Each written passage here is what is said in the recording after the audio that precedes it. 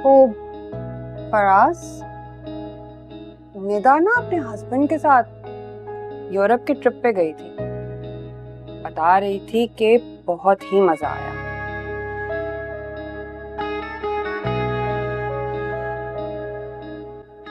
हम हनीमून पे यूरोप चले?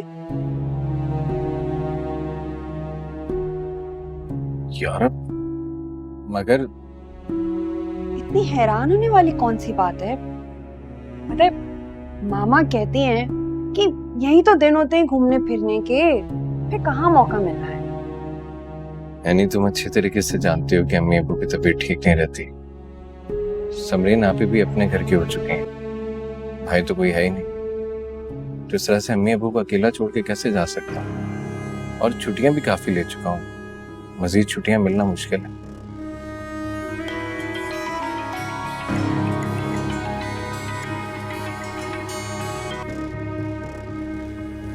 हाँ जी। छुट्टी ना मिलना तो सिर्फ बहाना है। असल मसला तुम्हारे माँ बाप का है। अभी दिन ही कितने हुए मेरी शादी को, और अभी से रोक टोक शुरू। सिर्फ अपने माँ बाप की परवाह है, मेरी नहीं। समरीन, कितनी दफा तुमसे कहा है कि बच्चों को साथ लाया कर, हमेशा अकेली चली आती हो तुम। अम्मी, बच्चे ट्यूशन जाते हैं, अगर वो मेरे साथ आ जाएंगे तो उनकी पढ़ाई का हर्ज होगा। अच्छा चलो, मैं वादा करती हूँ, अब जब दोबारा आऊंगी तो साथ लेकर आऊंगी। हाँ बेटा, बच्चों को साथ लाया करो, उनके आने से घर में रौनक आ जाती है। बस रहने दे अब्बू जी, रौनक नहीं हंगामा। दोनों जब घर पहुंचते हैं ना तो हंगामा मचा देते। चले, इंशाल्लाह बहुत जल्द आपके घर में कोई पोता पोती आ जाएंगे, तो बस उससे दिल बहलाइएगा। इंशाल्लाह इंशाल्लाह।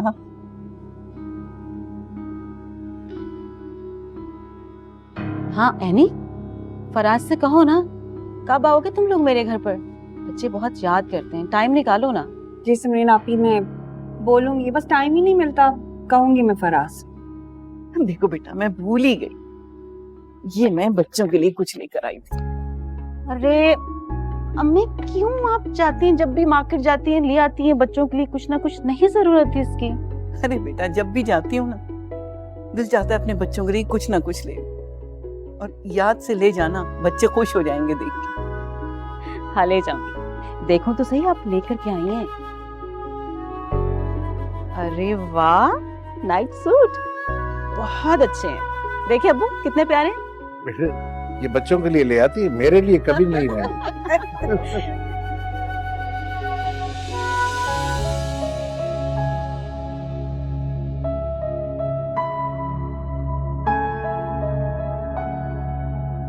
अरे तुम यहाँ क्या कर रही हो?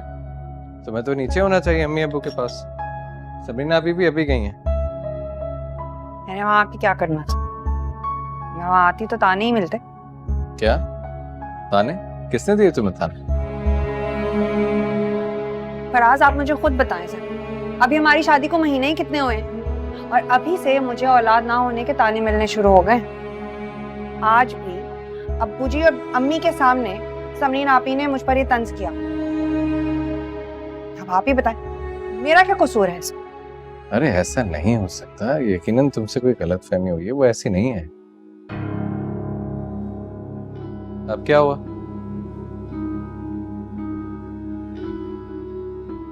क्या हुआ है?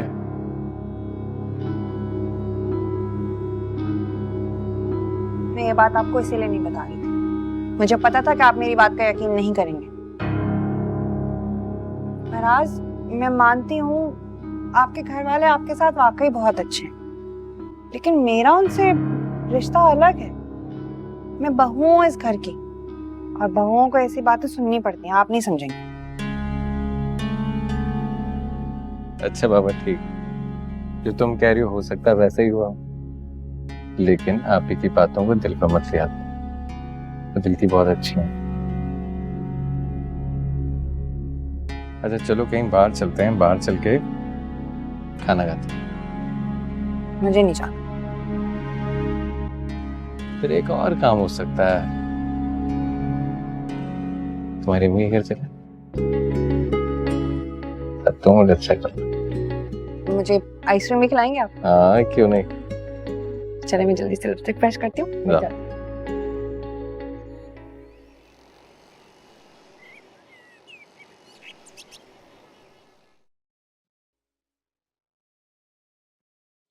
फराज, जी अम्मी। बेटा मुझे और अपने अब्बू को समरीन के घर छोड़ाओ। समरीन का फोन आया था, उसके बच्चों की तबीयत ठीक नहीं है। ओहो, बस अम्मी ईमेल कर दूं एक, फिर चलते हैं साथ। ठीक है, जब तक मैं ये चेंज कर लूं और तुम्हारे अब्बू भी नमाज पढ़ कर आ जाए। ठीक। फराज जी अम्मी। बेटा, वो बिजली और गैस का बिल आ गया है। तुम्हारी तनख्वाह कब तक आ जाएगी?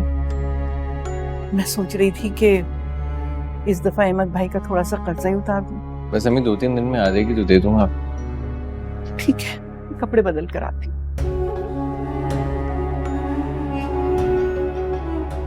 मेरी समझ में तो ये नहीं आता, मम्मी जी आपकी सैलरी का करती क्या है?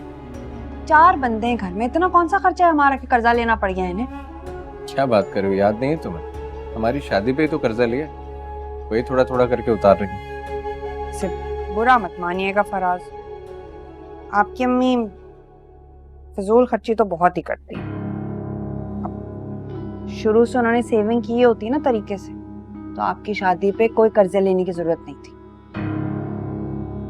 आए दिन तो समरीन आप ही और उनके बच्चों के ऊपर खर्चे हो रहे होते हैं, कभी उनके लिए कुछ आ रहा है, कभी उनके बच्चों के लिए कुछ आ रहा है।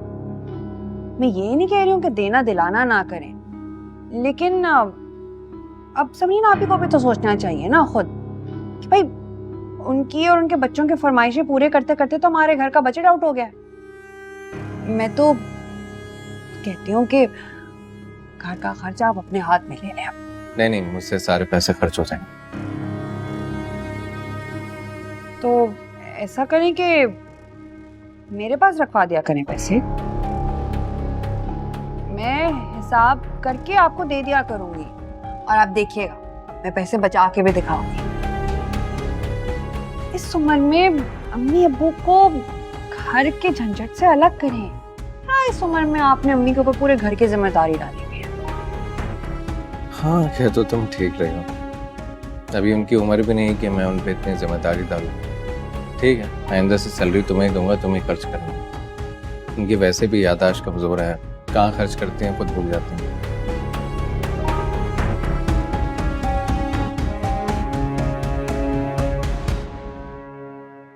वो मेरी सारी मेडिसिन खत्म हो गई हैं, सोच रहा हूँ खुद जाके स्टोर से ले आऊं। तुम्हें भी किसी चीज की जरूरत हो तो मुझे बता दो, ताकि एक ही बार में सारी चीजें आ जाएं। ला मुझे पैसे दो। पैसे तो नहीं है मेरे पास, शायद फराज को सैलरी नहीं मिली। क्या, उसे सैलरी नहीं मिली? वैसे तो 10 तारीख तक मिल जाती है उसे सैलरी, आज 14 तारीख है।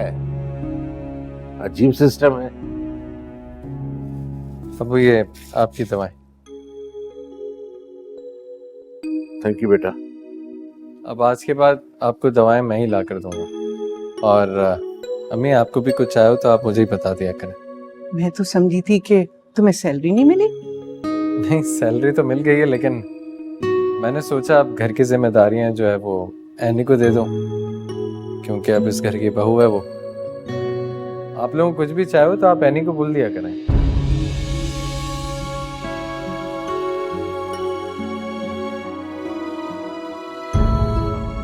सुना तुमने? अब इस उम्र में हमें अपनी जरूरियात के लिए, दवाओं के लिए बेटे और बहू के सामने हाथ फैलाना पड़ेगा। कैसी बातें कर रहे हैं आप? उसने हमारा खर्चा उठाने को मना तो नहीं किया, बिला वजह बदगुमान हो रहे हैं आप। अच्छा छोड़, मैं पानी ला रही हूँ, आप दवा खा लो।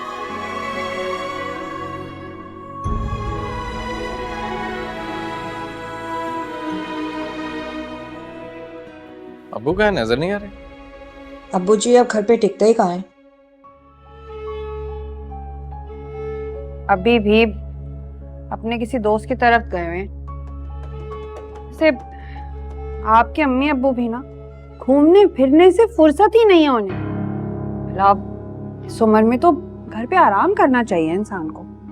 नहीं, ऐसी बात नहीं है। अब्बू शुरू से बहुत शौकीन है घूमने फिरने के। जब मैं और आप ही छोटे होते थे ना, तो कभी हमें पार्क ले जाते थे, कभी सारे समंदर पे। और की बात और थी, जवानी तो होती घूमने फिरने के लिए, हाँ, लेकिन बुढ़ापे में इंसान को घर में सुकून से बैठना चाहिए। अम्मी कहाँ है, उन्हें तो बुलाओ, वो भी खाना खा ले हमारे साथ। आपको क्या लगता है मुझे कोई फिक्र नहीं है आपके अम्मी अब्बू की? मैंने पूछा था अम्मी जी से जाके कि खाना खाएंगी, उन्होंने कहा भूख नहीं है, अभी चाय दे दो, तो चाय मैं उन्हें दे चुकी हूँ। नहीं, मैंने ऐसा कब कहा। बिल्कुल तुम ख्याल रखती हो उनका, मुझे अच्छी तरह से मालूम। फराज, बेटा तुम्हारे अब्बू जी अब तक नहीं आए, जरा फोन करके पता तो करो कहाँ चले गए। जी मैं भी करता हूँ फोन।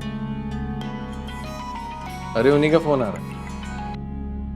जी अब्बू। जी कौन? ये क्या कह रहे हैं? किस हॉस्पिटल में? बस अभी आता हूँ मैं, अभी आता हूँ।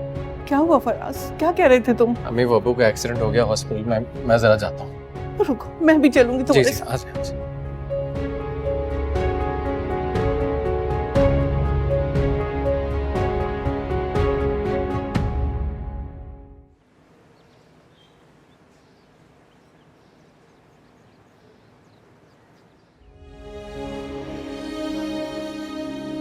अबू आपसे किसने कहा था अकेले शबीर अंकल के घर जाने को? मना किया था ना मैंने आपको, कितने दूर मत जाया करें अकेले।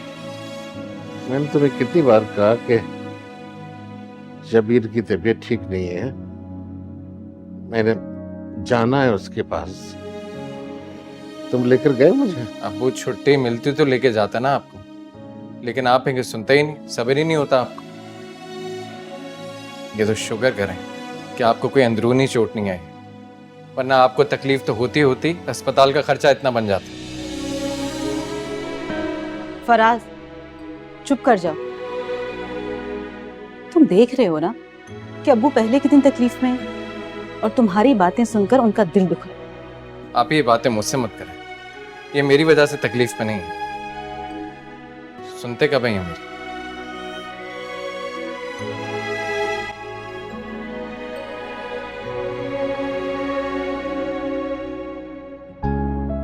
बजाय इसके कि मेरी तकलीफ का एहसास हो, वो खर्चा जता कर गया है। अच्छा अब्बू, आप फराज की बातें दिल पर मत लें। आपको तो पता है ना उसकी आदत है चिड़चिड़ करने की। आप बीमार हैं, तकलीफ में हैं, इसलिए वो सब ऐसी बातें कह रहे हैं।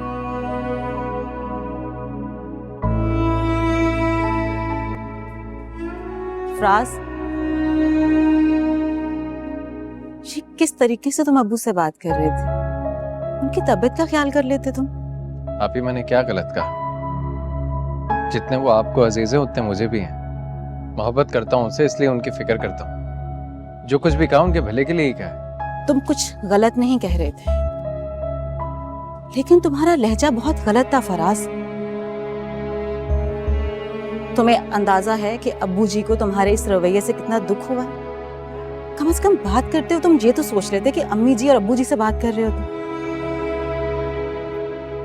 देखो फराज, मैं या तुम उनके लिए कुछ भी करें तो एहसान नहीं है, ये हमारा फर्ज है और उनका हक है। आप ही मैं कब एहसान करने की बात कर रहा हूँ? मैं तो ये कह रहा हूँ आप पूछें उनसे जाकर, कभी भी उन्हें मैंने किसी भी चीज की कमी होने दी? फराज, अम्मी अब्बू ने कभी भी तुम्हारी शिकायत नहीं की मुझसे। मुझे पता है इस घर के लिए सब कुछ तुम ही करते हो, जो कि बहुत अच्छा है। अगर फराज, माँ बाप को बच्चों की चीजों से ज्यादा अहम उनका लहजा होता है, उनका रवैया होता है जो वो उनके साथ वो करते हैं। तुम अम्मी जी और अब्बू जी से प्लीज नरमी से, प्यार से, मोहब्बत से बात किया करो, जो कि बहुत जरूरी है। यार आप तो इस तरह से बात कर रही हैं जैसे मैंने बहुत ज्यादा ज्यादती की है उनके साथ। अरे मैं भी इंसान हूँ, मुझे भी गुस्सा आता है। अल्लाह पाक ने वालिदैन को उफ तक कहने से मना फरमाया है। उन पर चलाना तो बहुत दूर की बात। अल्लाह के बाद वालिदैन का हक होता है। फराज, प्लीज इस चीज को समझो।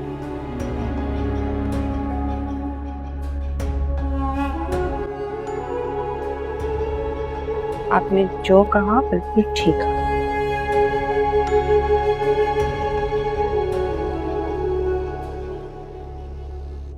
ये लीजिए, जल्दी से चेंज कर लीजिए। मैं फराज से कहती हूँ आपको हॉस्पिटल ले जाएगा।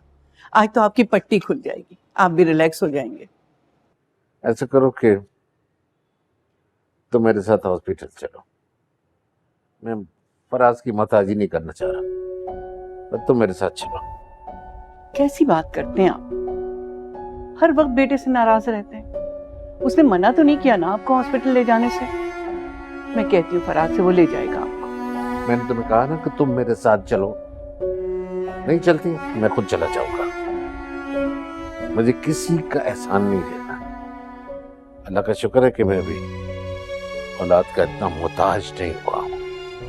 फरहाज के मिजाज से तो आप वाकिफ हैं। उसको पता चलेगा कि हम दोनों अकेले गए ना, बिना वजह गुस्सा करेगा। उसका तो काम ही हम पे गुस्सा करना है। चिड़चिड़ा हो गया है। औलाद बड़ी नाशुक्र चीज होती है, आजमाइश होती है माँ बाप के लिए। उसको ये याद नहीं कि जब वो छोटा होता था, बीमार होता था, किस नरमी से, शफकत से, मोहब्बत से हम उसका ख्याल रखते थे। ये लिए फिरते थे डॉक्टरों के पास। मगर आज हमारी बीमारी और हमारे बुढ़ापे ने उसे बेजार कर दिया। हर बात पर झुंझला कर जवाब देता है, जैसे हम पे एहसान कर रहा हो। फराज का रवैया आपका दिल दुखाता है, लेकिन हम उसके माँ बाप हैं। हम उसकी गलतियों को माफ नहीं करेंगे तो कौन करेगा? आप ये तो सोचिए कि उसके ऊपर कितनी जिम्मेदारियां हैं। परेशान हो जाता है ना, सुबह का गया रात को घर आता है, थक जाता है। बस आप उसके लिए दुआ किया करें। अच्छा, चेंज कीजिए, फिर मैं आती हूँ। चल रही हूँ आपके साथ। ठीक है।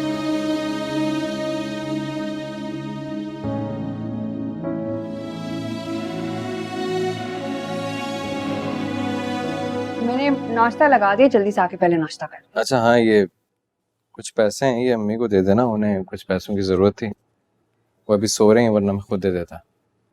अम्मी को पैसों की क्या जरूरत पड़ गई? हर जरूरत पूरी करते तो हैं आप। जो चाहिए होता है उन्हें आपको कह देती हैं और आप ला ही तो देते हैं। हाँ, मुझे पता तो नहीं किस चीज की जरूरत है, पूछा भी नहीं। तुम दे देना ना उन्हें। फराज, आप अम्मी की ना आदत खराब कर। पता है कल भी उनकी शुगर कितनी हाई थी। अब इन पैसों से अपनी मर्जी से कुछ मंगा कर वो खा पी लेंगी तो फिर तबीयत खराब होने के चांसेस है ना उनके। इतनी मुश्किलों से अब्बा की तबीयत ठीक हुई है, अम्मी को कुछ हो गया तो ख्याल तो हमें ही रखना पड़ेगा ना। मैं आपको बता रही हूँ, मुझ में इतनी ताकत नहीं है कि इन सबकी खिदमतें ही करती रहूं।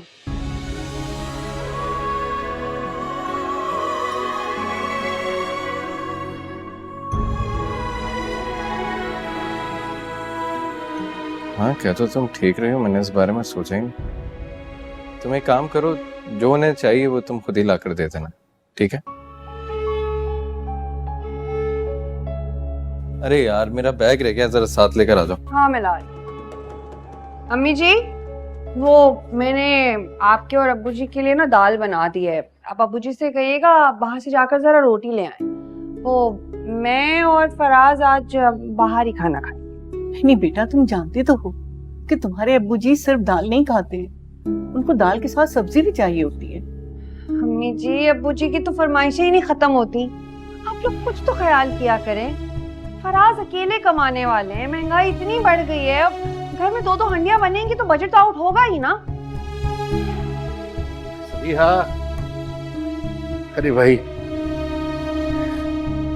क्या हुआ? सब खैर तो है ना? सब खैर है। तुम्हारे लिए बहुत बड़ी खुशखबरी लाया हूँ। आप तो ऐसे खुश हो रहे हैं जैसे आपकी कोई लॉटरी निकल आई हो। ऐसे ही समझो कि लॉटरी निकल आई है। मैं आज अली भाई की एजेंसी गया था। 2-3 दिन से वो मुसलसल फोन कर रहे थे, लेकिन मैं अवॉइड कर रहा था। आज उनके दफ्तर चला ही गया तो उन्होंने बताया कि वो ये प्लॉट खरीदना चाह रहे हैं। वो प्लॉट जो आपने 18 साल पहले लिया था, उस वक्त तो हमारा फराज 10 साल का था। वही जंगल वाला प्लॉट ना? हाँ वही जंगल वाला, लेकिन अब तो बड़ी बारौनक आबादी हो गई है वहां पर। आगे पीछे हाउसिंग सोसाइटीज बन रही हैं और तुम्हारा प्लॉट कई गुना महंगा हो गया है। तो अली भाई ने मुझे बताया कि इस प्लॉट की मालियत इस वक्त 2 करोड़ रुपए है। 2 करोड़? क्या कह रहे हैं आप? होश में तो हैं? अल्हम्दुलिल्लाह मैं होश और हवास में हूँ। अली भाई से मेरी बात हुई, वो 2 करोड़ रुपए देने को तैयार है और कुछ टोकन भी कर दिया है। बस तुम समझो कि अल्लाह ने हमारी गैब से मदद की है। ये रकम रखो अपने पास, आज घर में कुछ मीठा बना दो, मोहल्ले के बच्चों को खिला देंगे। या अल्लाह तेरा शुक्र है।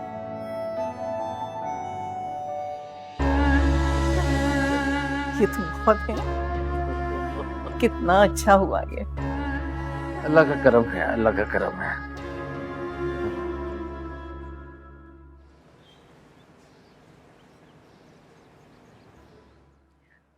आपने देखा वो अब्बू जी ने अम्मी के लिए इतना प्यारा सोने का सेट लिया है, तो देख के हैरान रह गई। मुझे लगता है कि अब्बू जी के प्लॉट की पेमेंट आ गई तभी इतने खर्चे हो रहे हैं। शायद अम्मी और अब्बू जी ने अपने लिए कोई फ्लैट भी बुक करवाया है।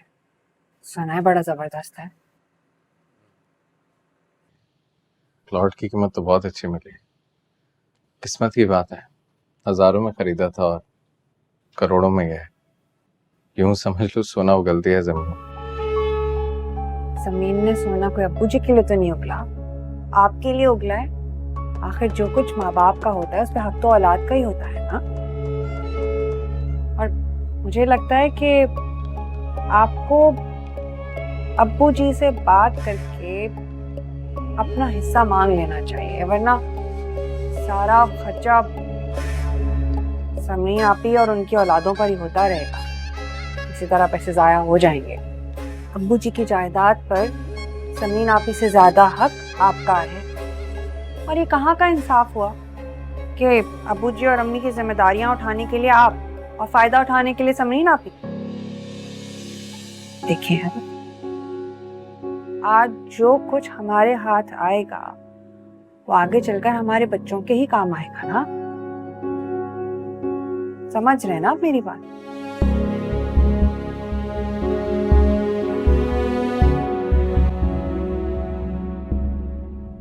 अब्बू जी, आपके फ्लैट्स का काम कहाँ तक पहुंचा है? बेटे, बिल्डर खालिद साहब से मेरी मुलाकात हुई थी, तो बातों से पता चला कि 3-4 महीने में फ्लैट कंप्लीट हो जाएगा।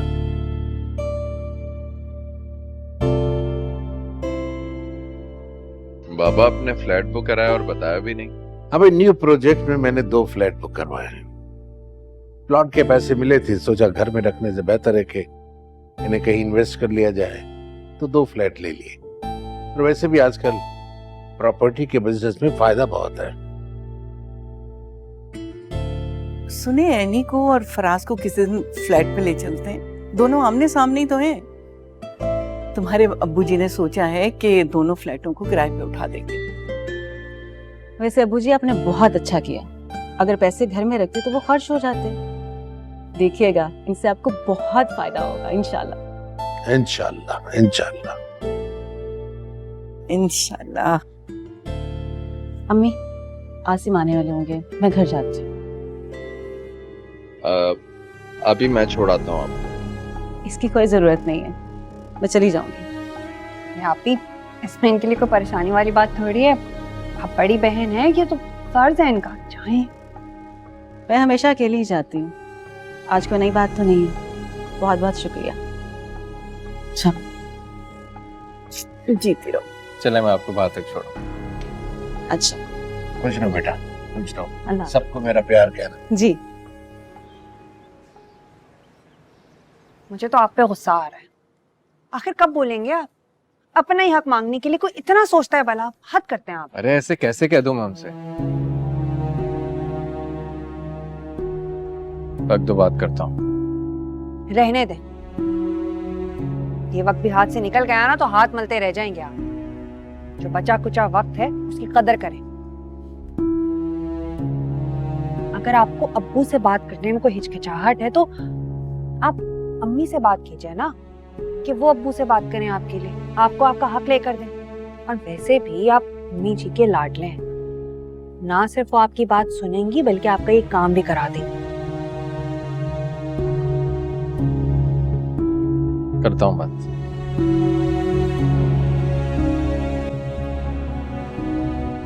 अम्मी जी, आपको पता है आज मैंने अब्बू जी का पसंदीदा पालक गोश्त बनाया। फराज, आप एक काम कीजिए ना, समरीन आपी के लिए भी थोड़ा सा ले जाइए, उन्हें बहुत पसंद है। हाँ बिल्कुल, बस चाय पी लूँ, चला जाता हूँ। अच्छा वो मैं सोच रहा था कि जो 2 फ्लैट आपने बुक कराए हैं उसमें से अगर हम एक रेंट आउट कर दें और दूसरा बेच दें तो उससे मैं कोई कारोबार शुरू कर दूँ। नहीं, ये दोनों फ्लैट मैंने बेचने के लिए नहीं लिए। उनमें से एक मैं अपनी रहायश के लिए रखूंगा, दूसरा किराए पे दे दूंगा। लेकिन अब्बू, मुझे और एनी को फ्लैट्स की लाइफ बिल्कुल भी नहीं पसंद। ठीक है, जैसे तुम दोनों की मर्जी, लेकिन मैं और तुम्हारी वालदा बहुत जल्द उस फ्लैट में चले जाएंगे। क्या मतलब अब्बू, क्या बात कर रहे हैं आप हमें यूं छोड़ के चले जाएंगे? मतलब प्लानिंग क्या है आपकी? अब्बू मैं 2 घरों के खर्चे किस तरह से अफोर्ड करूंगा? नहीं बेटा नहीं, तुम्हें हमारे लिए परेशान होने की कोई जरूरत नहीं है। अभी तुम्हें बताया मैंने कि एक फ्लैट मैं अपने जाती इस्तेमाल के लिए रखूंगा जिसमें मैं और तुम्हारी वालदा रहेंगे। दूसरे फ्लैट के किराए से मैं अपने अखराजात पूरे करूंगा। अम्मी, अब आप ही अब्बू को समझाएं। आप लोग सिर्फ अपने बारे में सोच रहे हैं, हमारे बारे में नहीं। मुझे कारोबार करने के लिए पैसों की जरूरत है, ये मेरा हक है और आप लोग मुझे अपने हक से महरूम ना करें। अब्बू जी ठीक कह रहे हैं फराज, आप इन्हें इनका हक दे दें ना, उसके बाद आप लोगों को जो करना है करते रहें, हमें उससे कोई गर्ज नहीं।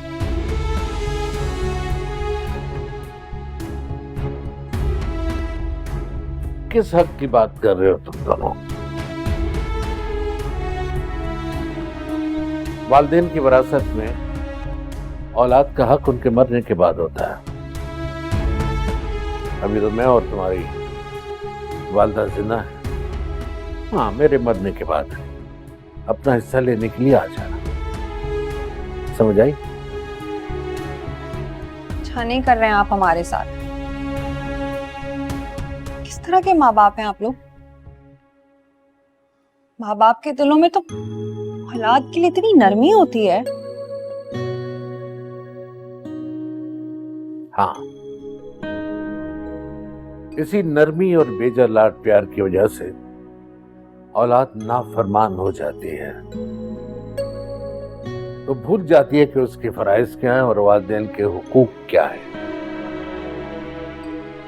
इसलिए गलती औलाद की नहीं, वालिदैन की होती है, जिसका खमियाजा उन्हें बुढ़ापे में भुगतना पड़ता है।